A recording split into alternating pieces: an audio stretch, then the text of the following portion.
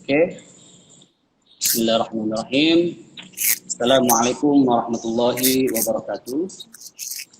Hamdan wa syukranillah, salatan wa salaman ala rasulillah amma ba'du. Alhamdulillah, sekarang kita sudah pada saluran live IGTV Sekolah Energi.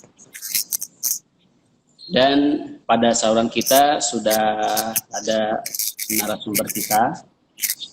Pada sesi ketujuh ini kita akan melakukan desain, yaitu diskusi santai dan saintifik dengan materi yang sangat luar biasa, yaitu sekolah rakyat, hak dasar pendidikan bagi semua. Nah, pada saluran IGTV kita sudah ada narasumber Pak Agus Akmaludin.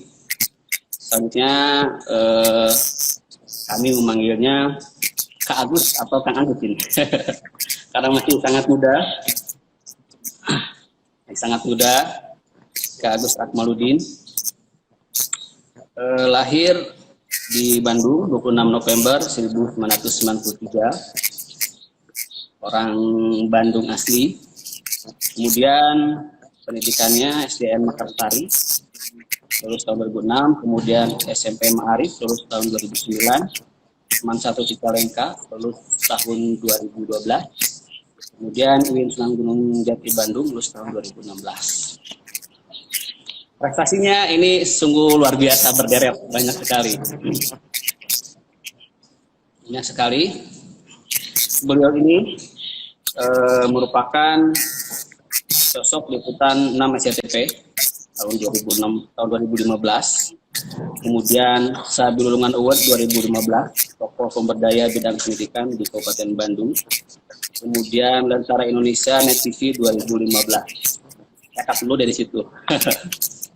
Oke, saya menyapa dulu ini pemirsa IGTV Sekolah Energi dimanapun Anda berada. Terima kasih sudah bergabung bersama kami, ini para sobat guru, sobat dosen, kemudian para mahasiswa. Mudah-mudahan seri kali ini sangat bermanfaat untuk kita semua. Oke, sebelum saya bertanya lebih lanjut kepada Pak Agus Akmaludin, atau kita panggil aja Kang Agus, saya beri kesempatan Pak Agus untuk menyampaikan dua patah kata sebelum nanti kita memulai desain atau diskusi santai dan saintifik mengenai sekolah rakyat ini. Silakan, saya persilakan kepada Pak. Oke, terima kasih Pak Dokter atas kesempatannya. Alhamdulillah saya diberi kesempatan untuk hadir di IG Live Sekolah Energi ya, untuk berbagi atau diskusi dengan para teman saya ini, Pak Dokter. Dulu teman juang. Alhamdulillah. Yang ingin saya sampaikan mungkin selamat bergabung, selamat boleh diskusi, boleh nanya random juga boleh, bebas ya Pak. Ya. Ajak teman juga boleh. Pokoknya selamat menikmati nanti diskusi kita kali ini Pak. Begitu saja mungkin saya sampaikan sebagai awalan mungkin. Selamat datang aja. Ya. Saya juga ucapkan selamat datang kepada para pemirsa yang baru bergabung. Pak Agus, di sana pakai 2 device ya? Suaranya ngerasap. Pakai satu Pak. Satu ya? Pakai HP aja. Tapi suara saya jelas di sana? Jelas Pak. Oke, alhamdulillah. Jadi bukan masalah. Oke, Pak Agus, sebenarnya banyak sekali pertanyaan-pertanyaan, terutama dari mahasiswa ya. Kita bertanya, Pak Agus ini sudah menikah apa belum? Gitu? Saya sudah menikah apa belum? Saya jawab, saya sudah punya anak Pak. 3 tahun usianya. Iya. Jadi Pak Agus ini sudah menikah dan sudah memiliki anak ya. Oke Pak Agus, ini desain kita atau diskusi santai dan sesi kita ini berkaitan dengan sekolah rakyat, hak dasar pendidikan bagi semua. Tim kami mengetahui bahwa Pak Agus ini begitu banyak prestasinya di bidang pendidikan, lebih di bidang pendidikan sekolah rakyat ya. Nah, pertanyaan pertama itu berkaitan dengan konsep sekolah rakyat yang Pak Agus dan tim desain itu seperti apa? Jadi mungkin awal mula kita membangun sekolah rakyat ya berdasarkan apa yang terjadi di lapangan gitu. Jadi di daerah kami, di tempat kami, di kecamatan kami itu ada sebuah daerah yang sudah berapa kali nikah Pak Agus ya Allah. Ini langsung buyar pertanyaan. Ada beberapa daerah yang belum terjangkau tangan pendidikan untuk tingkat menengah gitu. Jadi banyak anak-anak yang hanya sekolah sampai SMP saja gitu. Tapi maksud saya sampai SD saja. Habis SD mereka yang mampu melanjutkan, yang tidak ya menolong orang tuanya untuk pun berladang. Hal inilah yang menjadi landasan atau latar belakang kami membangun sekolah ini gitu, sekolah rakyat ini.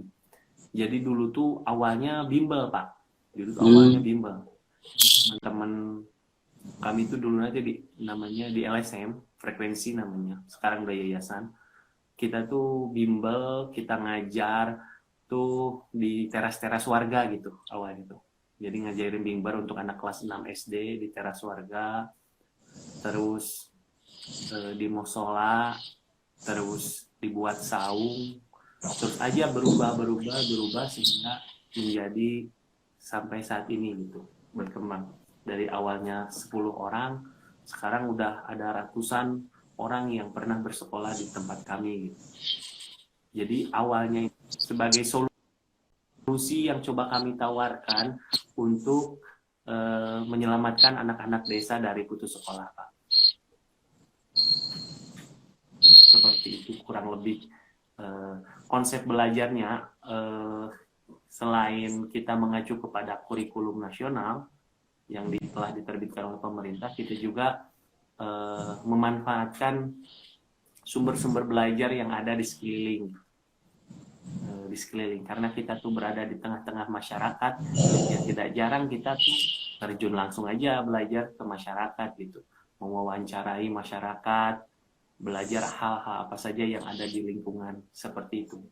Jadi sekolah kita tuh tidak ada benteng yang memisahkan kita dengan masyarakat. Gitu. Sekolah kita tuh menyatu dengan masyarakat. Sekolah rakyat tuh itu tuh nama apa ya? Nama julukan karena memang dulunya dibangun oleh rakyat, dari rakyat, oleh rakyat dan untuk rakyat.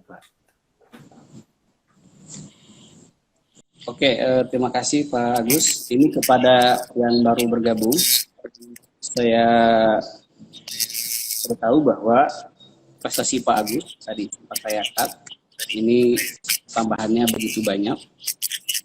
Prestasi Ketua Teladan Fakultas Adab dan Humaniora Universitas Gunung Jati Bandung tahun 2016, kemudian semifinalis Soprema Social Entrepreneur Muda yang diselenggarakan oleh UGM tahun 2017. Kemudian juara pemuda pelopor Kabupaten Bandung 2019. Kemudian peraih Anugerah Inovasi Prakarsa Jawa Barat bidang pendidikan 2019 dari pemerintah Provinsi Jawa Barat. Kemudian peraih Satu Indonesia Award bidang pendidikan tingkat provinsi dari PT Astra Internasional TBK 2019. Luar biasa.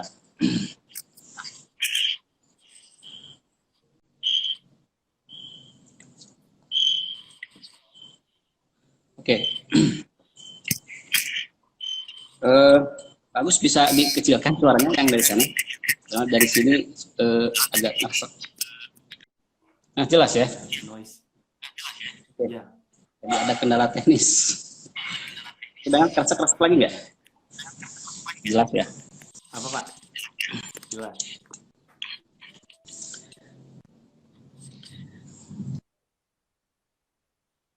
Oke, kita lanjutkan.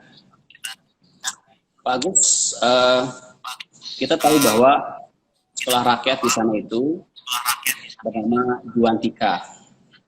Ini tentunya ada nilai-nilai histori dan nilai-nilai filosofi. Bisakah sedikit diceritakan mengenai Juantika ini? Kenapa namanya Juantika begitu? Sehingga bisa menginspirasi bagi kami. Sebenarnya dulu sebelum masyarakat mengenal dengan sekolah rakyat, setelah masyarakat kita tuh berdiskusi 2018, kita meminta izin untuk didirikan sekolah ini secara resmi. Alhamdulillah 2018 maksud saya itu resmi sekolah ini tuh dapat izin dari pemerintah. Kita tuh nyari nama ketika 2018 tuh, nama apa yang apakah kita akan tetap dengan nama ini atau dengan nama baru gitu ya. Hasil diskusi dengan teman-teman muncullah ide untuk menamai sekolah ini dengan Juantika. Juantika tuh diambil dari dua nama pahlawan yang memiliki kaitan erat dengan Cicalengka, daerah tempat kita mengabdi gitu ya. Yakni Juantika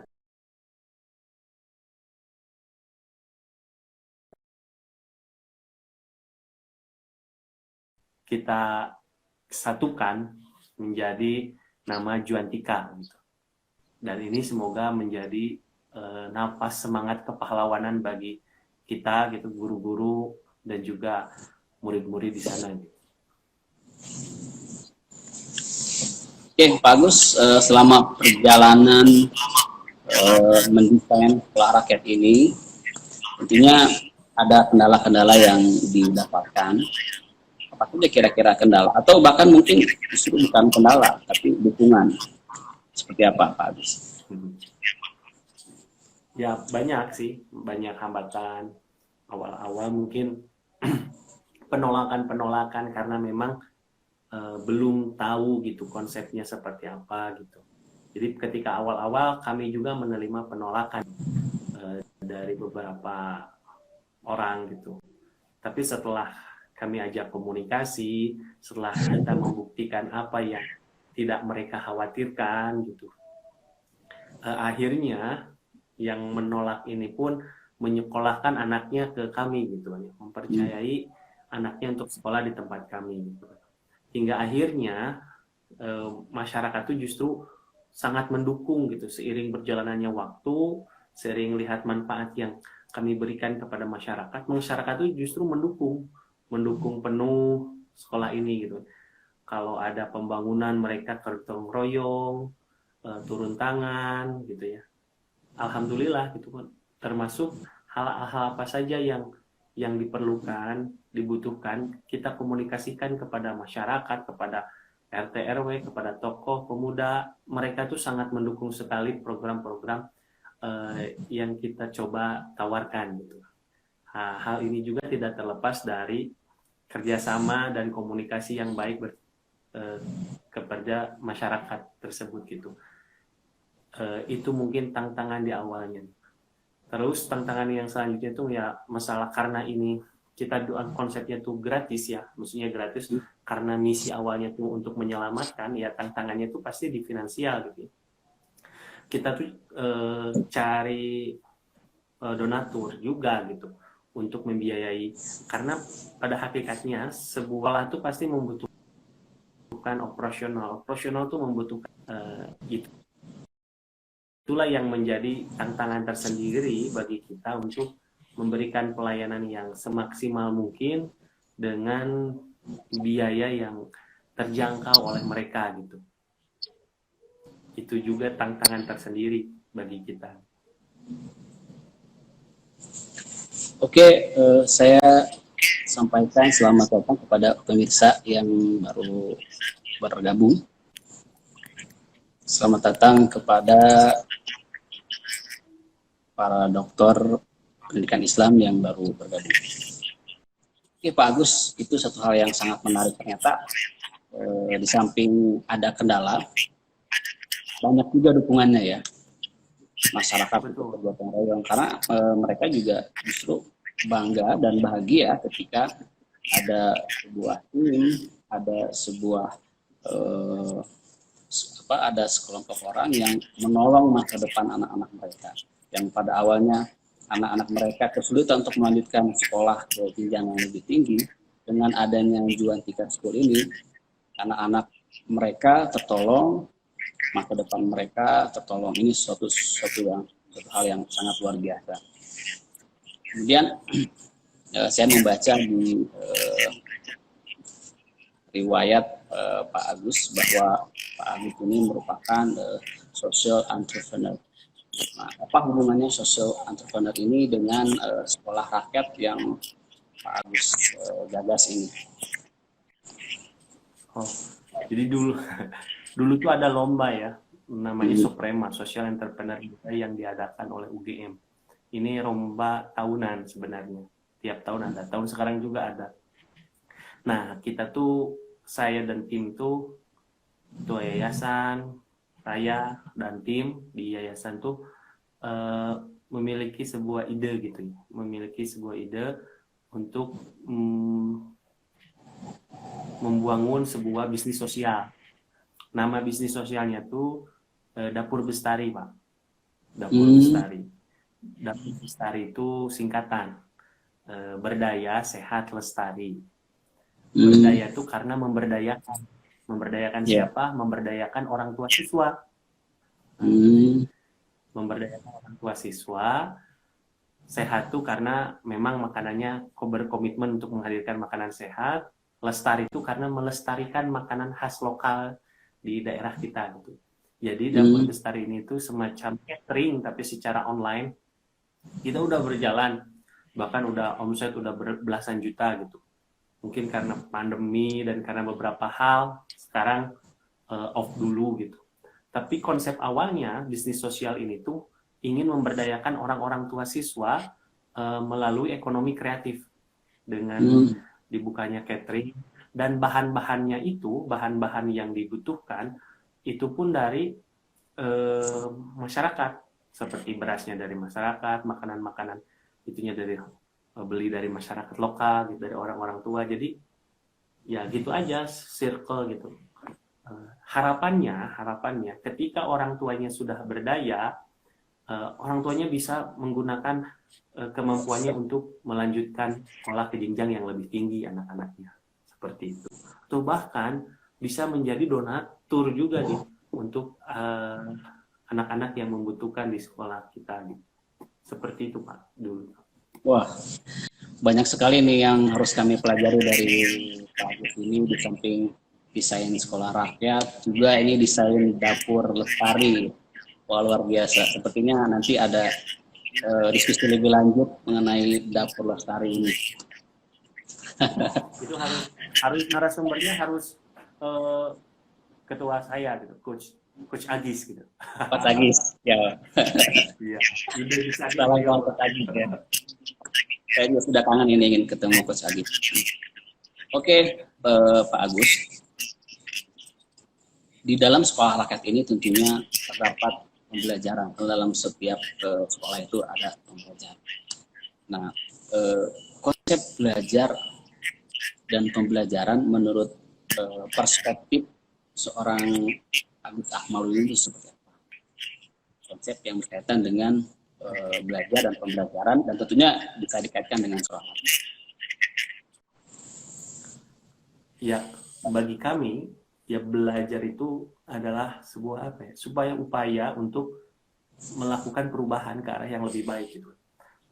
Tapi saya sepakat lah untuk menyebut belajar itu adalah perubahan yang relatif tetap yang didapatkan berdasarkan hasil pengalaman. Nah, kata kuncinya di sana, ada perubahan dan ada experience. Nah, ketika kita berpikir ingin mengajarkan sesuatu, maka kata kunci yang harus kita pikirkan adalah pengalaman apa yang ingin kita berikan kepada peserta didik kita supaya mereka belajar sesuatu tersebut gitu. Ini lebih jauhnya kepada experiential learning ya, belajar berdasarkan pengalaman itu. Jadi misal nih, saya ambil contoh, Juantika tuh visinya itu, sekolah rakyat itu visinya itu membentuk generasi yang berakhlak mulia, cerdas, dan mandiri. Nah, untuk mandiri ini, kita tuh mikir, pengalaman apa yang bisa kita berikan agar si anak ini mandiri gitu. Maka salah satu programnya adalah si anak ini tuh dalam mata pelajaran IPS misalnya, di khususnya untuk membuat sebuah bisnis yang mereka tuh jualan, buat dari mulai produksi sampai kepada jualnya, menentukan harga jualnya, dan mereka jualnya itu bukan di sekolah, tapi langsung terjun di masyarakat, di pasar-pasar ramai gitu. Dan nanti itu mereka akan menjelaskan kembali hasil yang mereka dapatkan di lapangan. Nanti di kelas, guru IPS akan menjelaskan secara teorinya. Nah, jadi gabungan antara pengalaman dan teoritik inilah yang coba kita hadirkan dalam proses pembelajaran. Ya, terdengar seperti sesuatu yang simpel sebenarnya, belajar dengan mencari pengalaman itu, tetapi agak sulit untuk dilakukan. Nah, sekolah rakyat Juantika ini sudah melakukannya dengan cara seperti itu, membuat sendiri barang-barang yang akan dijual atau makanan yang akan dijual, kemudian dipasarkan, kemudian dilaporkan. Itu sebenarnya suatu hal yang luar biasa ya, yang belum tentu bisa dilakukan oleh sekolah-sekolah lain. Luar biasa. Oke, Pak Agus, masih berkaitan dengan pembelajaran. Kita tahu bahwa sekolah rakyat Juantika itu berada di pelosok ya, yang secara geografis tentu saja jauh dari perkotaan, kemudian juga kemungkinan secara psikologi juga para siswa di sana berbeda dengan siswa yang ada di perkotaan. Nah ini bagaimana ini tantangannya Pak Agus? Apakah justru ini merupakan sebuah tantangan atau justru sebuah keuntungan buat Pak Agus ketika memberikan pembelajaran bagi mereka yang secara psikologi dan geografis berbeda dengan siswa-siswa yang ada di perkotaan? Betul. Ini bisa jadi keduanya ya. Ini bisa jadi hambatan, juga bisa menjadi peluang gitu. Kebetulan dulu tuh saya pernah ngajar juga di sebuah sekolah alam lah di kota Bandung, di perkotaan. Dan saya melihat memang siswanya itu berbeda dengan siswa kami di desa gitu ya. Kita ambil contoh lah, ketika kemarin gladi bersih ANBK, kita tuh tidak, anak-anak tuh mereka tuh tidak gladi bersih ANBK, itu seperti mereka tuh seperti sedang ujian praktek TIK Pak.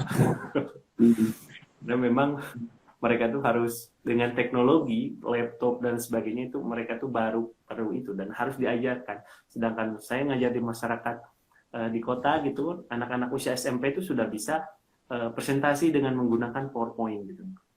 Dari sana saya sadar gitu kan, bahwasanya ada beberapa hal yang tidak bisa disamakan dan tidak bisa dipaksakan harus sama gitu. Hal inilah yang membuat kita harus mendesain rancangan pembelajaran itu sesuai dengan kemampuan kita. Kedua, keuntungannya adalah potensi lokal gitu ya. Kita memiliki komunitas masyarakat, orang tua siswa yang support banget gitu, yang ngedukung banget program-program Juantika. Nah, inilah jadi keuntungan sendiri. Kedua, lingkungan sekitar masyarakat juga mendukung agar hadirnya sekolah ini, sehingga mudah sekali untuk melibatkan mereka dalam proses pembelajaran. Misal suatu contoh, kita mau belajar IPA, bosan di kelas, kita bisa main di kebun orang lain tuh. Kita bisa main di kebun orang lain. Dan orang lain tuh di masyarakat sekitar tuh pasti mengizinkan. Saya pernah belajar ngajar di sawah, di sungai, di kebun. saya pernah mengajar mereka di sana. Jadi kelas kita tuh seluas langit dan bumi gitu. Jadi bangunan tembok itu hanya untuk tempat berteduh saja, Pak, dari hujan dan panas matahari. Itu mah apanya? Upahan sorangan gitu ya. Ya, tapi intinya pembelajaran itu tidak terbatas sekat-sekat tembok ya Pak Agus ya. Bahwa pembelajaran itu bisa di mana saja. Mungkin kalau orang yang sekolahnya di kota, ketika ingin belajar di pesawahan, mereka harus ke desa dulu, ya kan?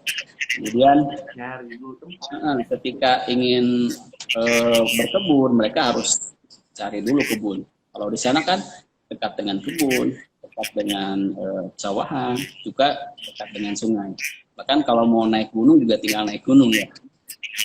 Luar biasa. Kalau kita mau belajar tentang akar serabut dan akar tunggal, kita mah bisa langsung nyabut dari langsung akarnya, ya.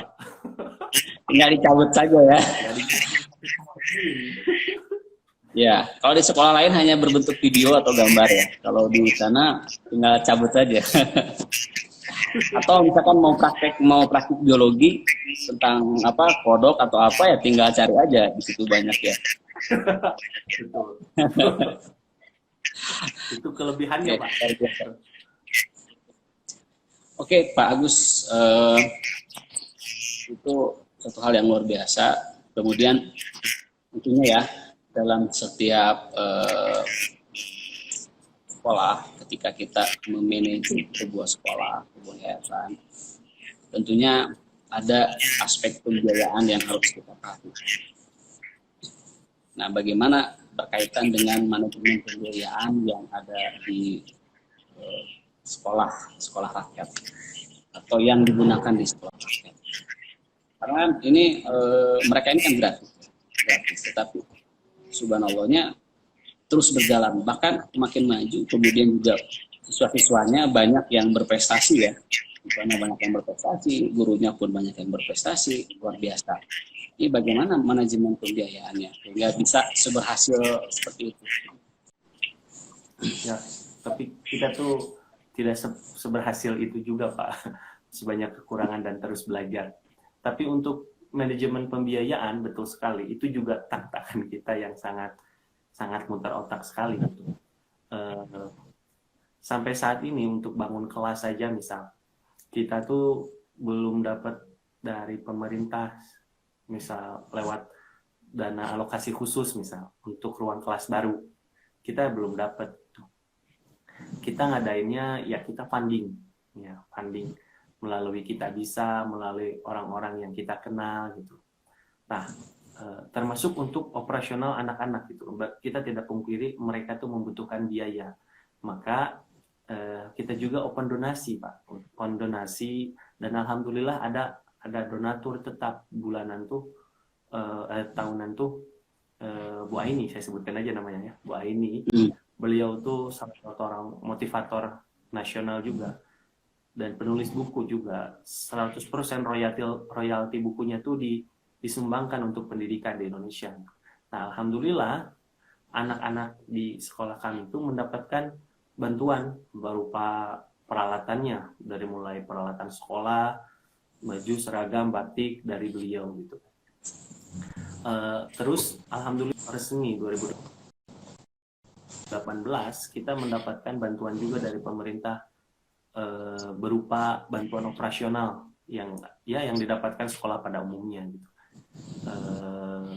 Bantuan operasional itulah yang kita maksimalkan, kita kelola untuk menjalankan sekolah ini. Selanjutnya kita juga tidak menutup diri dari orang tua yang ada yang punya, jika mau ikut menyumbang gitu. Karena seiring berjalanannya waktu, yang sekolah tuh yang beragam juga gitu ya. Dan ada orang-orang tua yang menyumbang juga gitu. Kita juga terima dari itu. Tapi untuk SPP kita tidak, untuk ujian kita tidak ada, untuk kenaikan kelas tidak ada, untuk biaya pendaftaran juga tidak ada. Pokoknya ya kita niatnya untuk membantu anak-anak, insya Allah dibantu oleh Allah juga gitu, lewat min haitsu la yahtasib ya, oleh jalan yang tidak terduga-duga gitu. Seperti itu. Ya, mudah-mudahan dengan live IGTV Sekolah Energi ini nanti ada juga donatur baru, bahkan bisa jadi nanti Sekolah Energi juga ikut berpartisipasi ya, mudah-mudahan ke depannya seperti itu. Oke, Pak Agus, Pak Agus juga merupakan seorang motivator ya, bukan motivator lokal tapi motivator nasional yang luar biasa. Jam terbangnya sangat banyak sekali, sampai CV-nya itu penuh, luar biasa. Dan Pak Agus sendiri merupakan motivator bagi saya. Pak Agus, berkaitan dengan motivator tadi, saya ingin Pak Agus menyampaikan motivasi untuk sobat mahasiswa yang ada di live IG ini, motivasi yang bisa menggugah mereka untuk terus berkembang dan tentunya untuk terus menyumbang pemikiran mereka kepada masyarakat, khususnya masyarakat di sekitar mereka. Oke, Pak. Secara pribadi, Pak, secara pribadi saya itu bukan berasal dari keluarga yang berada, Pak. Ayah saya itu seorang guru ngaji, petani juga. Jadi dulu tuh ketika hendak masuk SMA, saya tuh hampir putus sekolah karena alasan biaya, Pak. Orang tua saya tidak punya biaya, akhirnya saya disekolahkan oleh saudara saya, oleh paman saya, saudara bapak saya. Saya disekolahkan, dan dari saat itulah saya merasa sakit hati gitu ya. Merasa sakit hati. Saya ingin sekolah tapi nggak ada biaya. Ketika lulus SMA, saya kuliah tuh ternak entong juga, Pak. Jadi untuk membiayai kuliah itu saya ternak entong. Teman-teman kampus saya bilang Agus entong saya tuh. Karena ternak entong. Nah, sambil memang saya tuh ikut membantu anak-anak yang senasib dengan saya, Pak. Anak-anak yang terancam putus sekolah karena alasan biaya. Jadi teman-teman yang ikut live IG ini, saat kita memberi itu bukan berarti karena kita punya banyak. Boleh jadi itu karena kita tahu rasanya kekurangan. Jadi kita membantu orang lain. Dan akhirnya ketika kita memudahkan urusan orang lain, Allah mudahkan urusan kita.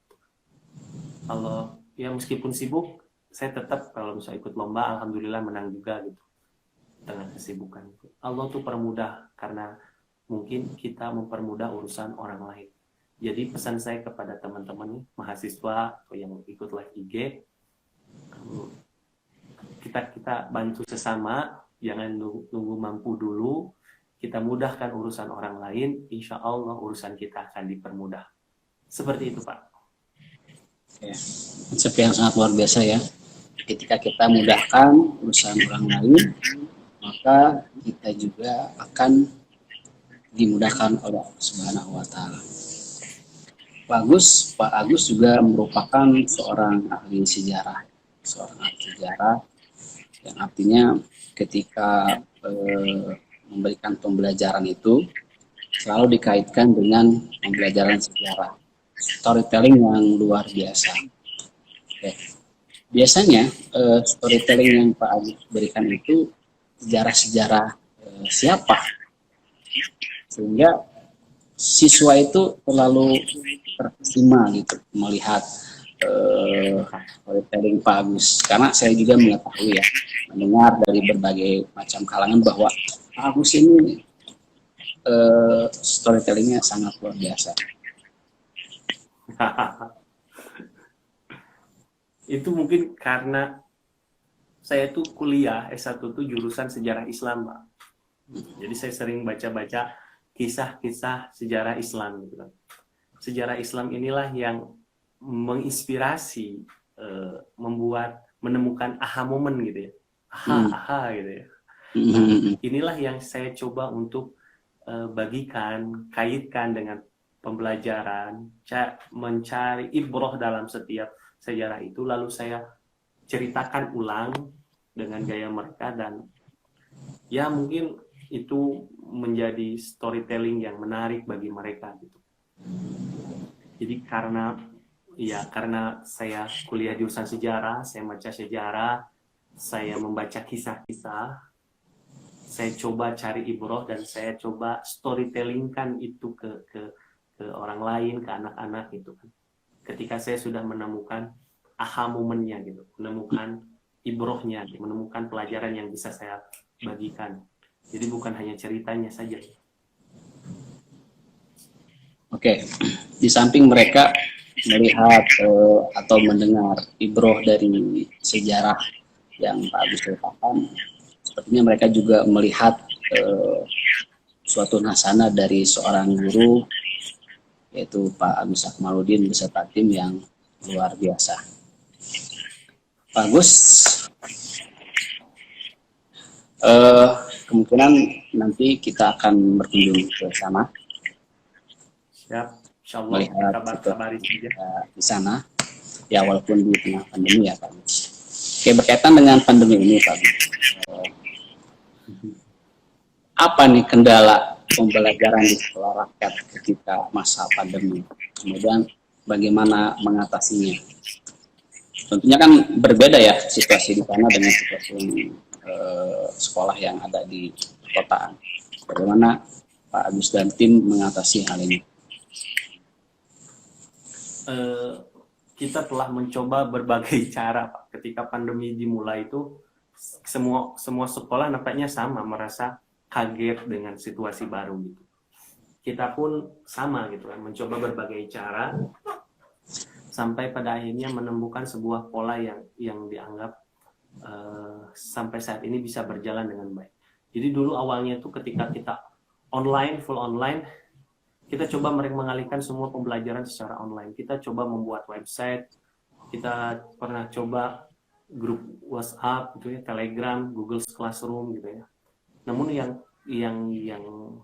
yang sering digunakan itu WhatsApp gitu, karena memang dekat dengan mereka. Tapi sekali lagi gitu kan, definisi belajar yang kita ambil itu adalah pengalaman gitu ya.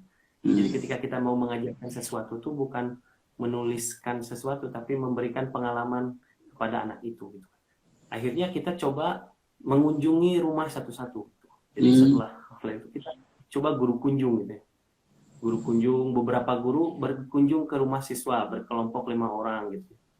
Namun masalahnya kembali muncul gitu ya. Ternyata itu tuh guru tuh jadi kesulitan karena daerah yang sangat harus jalan kaki gitu, tidak ada angkutan umum itu ke rumah-rumah siswanya, menjadi kendala tersendiri gitu. Mulai yang kedua, kita guru kunjungnya di sekolah gitu ya. Sampai pada akhirnya kita menerapkan gerilya belajar gitu ya. Jadi belajar secara sembunyi-sembunyi gitu. Dari Satgas Covid gitu. Akhirnya mereka mendapatkan pengalaman. Jadi ketika mereka diajak untuk hijrah menggunakan teknologi, mereka tuh butuh waktu yang lama untuk beradaptasi gitu. Akhirnya kita gabungkan saja pembelajaran secara online dan offline blended learning tadi. Jadi selama pandemi ini, seminggu tuh 3 harinya offline, 3 harinya online gitu. Seperti jadi hybrid tuh, ya online-nya tuh via WhatsApp gitu. Oke, ini juga menjadi masukan bagi sekolah lain yang bisa jadi berada di pelosok juga, bahwa sekolah pembelajaran ketika pandemi ini tidak harus online terus. Bisa dengan solusi yang seperti tadi, itu mengunjungi rumah-rumah siswa, atau dengan cara bergerilya tadi ya, karena memang situasinya berbeda dengan situasi yang ada di perkotaan. Tentunya situasi yang berbeda, solusinya pun harus berbeda. Tapi itu suatu kata kuncinya yang kita tuh koordinasi dengan puskesmas Pak. Jadi ketika kita mau bergerilya, saya tuh harus pastikan dulu bahwa kasus atau penyebaran tuh resikonya sangat rendah gitu, bahkan zona hijau gitu. Dan alhamdulillah karena daerahnya di pedesaan, tempat kita tuh zona hijau. Ya. Lebih. Ya, zona hijau dalam artian bebas COVID, dan zona hijau dalam artian memang areanya hijau ya, sangat indah di sana.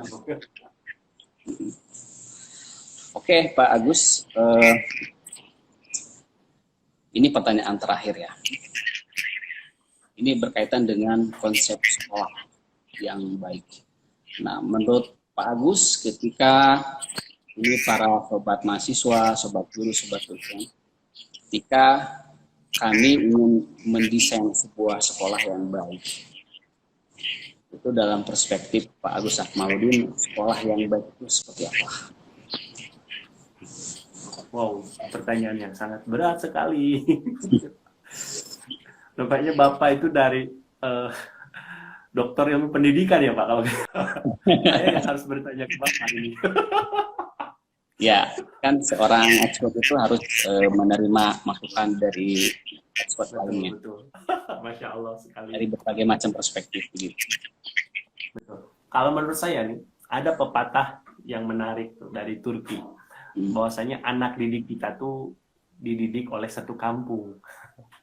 Artinya siswa kita tuh dididik tuh bukan hanya oleh sekolah, tapi oleh orang tuanya, oleh teman bermainnya, oleh lingkungan kampungnya. Gitu. Nah, menurut saya sekolah yang baik itu adalah sekolah yang mampu mengharmonikan, menjadi apa ya? Mengharmonikan antara keluarga dan juga masyarakat.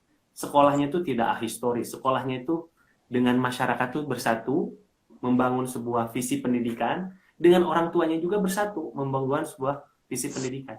Karena tidak mungkin sekolah mampu mendidik anak oleh sekolah sendirian. Kecuali memang boarding school. Karena boarding school itu merekayasa lingkungan gitu ya. Tapi untuk sekolah-sekolah kayak negeri swasta itu mereka tuh wajib untuk bekerja sama dengan masyarakat di tempat orang tuanya dan juga dengan orang tuanya. Itulah sekolah yang harus kita mulai bangun dan harus mulai kita ciptakan. Karena bagaimanapun anak kita dididik oleh satu kampung. Oke, jadi mereka tidak hanya bersekolah di sekolah, tetapi juga sebetulnya bersekolah juga di masyarakat ya. Luar biasa Pak Agus Akmaludin. Oke, Pak Agus Akmaludin, kami ingin Pak Agus Akmaludin menyampaikan closing statement berkaitan dengan sekolah rakyat yang merupakan hak dasar pendidikan bagi semua. Closing statement Pak Agus, baik dari segi pembelajarannya atau dari sekolah rakyat.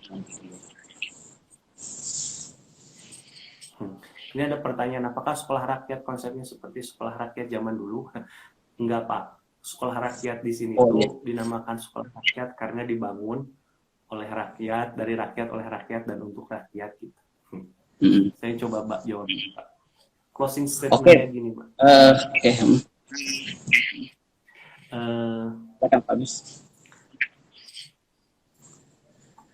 Pertama, bahwasanya pendidikan itu adalah hak dasar manusia, gitu. Ya. Karena ini merupakan hak dasar manusia, sejatinya tugas pendidikan itu bukan hanya tugas pemerintah, bukan hanya tugas guru, bukan hanya tugas dosen, tapi tugas kita semua sebagai manusia untuk memenuhi hak sesama manusia.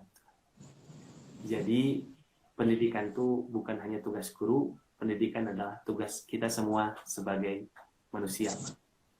Gitu. Oke, luar biasa Pak Agus Akmaludin. Terima kasih atas waktunya dan terima kasih kepada pemirsa Sobat IGTV Sekolah Energi. Sebetulnya pertanyaan-pertanyaan yang saya sampaikan kepada Pak Agus itu merupakan pertanyaan-pertanyaan dari banyak rekan, sehingga sesi pertanyaan itu tidak diadakan lagi, tetapi ada yang bertanya, alhamdulillah sudah Pak Agus jawab. Sekali lagi terima kasih waktunya kepada Pak Agus Akmaludin. Mudah-mudahan nanti kita bisa ketemu lagi. Dan Siap. sekali lagi ucapan terima kasih kepada para pemirsa, sobat guru, sobat dosen, dan sobat mahasiswa yang telah hadir di saluran live IGTV Sekolah Energi. Kita tutup, Pak Agus, desain kita, diskusi santai dan saintifik ini dengan membaca hamdalah. Alhamdulillahirabbil alamin. Terima kasih. Assalamualaikum warahmatullahi wabarakatuh. Waalaikumsalam warahmatullahi wabarakatuh. Sampai ketemu teman-teman. Terima kasih Pak Dokter. Oke, siap, sama-sama.